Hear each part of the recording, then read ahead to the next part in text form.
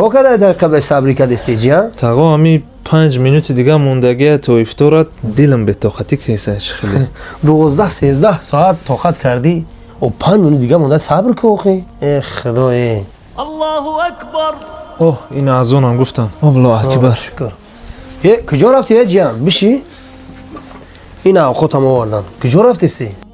تاغا خطور میدونیم که ایسر تو بگیر روزادور برم یا 9 سایت سیگاریت بکشم بعد میایم قط شما اوقات میخوریم با از شما اینجا بشی تو اندازه‌ای که جیان من میدونم اگر اون نماز و روزه‌ای که انسان از این گونه کارهای زشت بر نداره هیچ ثوابیتی نداره جیان کوشش کن که از این روزه گرفته‌ات نه تنها گرسنگی بلکه کفارت گناه‌ها و پاداش نیکی عمل‌هایت را به دست آری فهماد جانی تاغا بسم الله که بعد شما بسم الله الرحمن الرحیم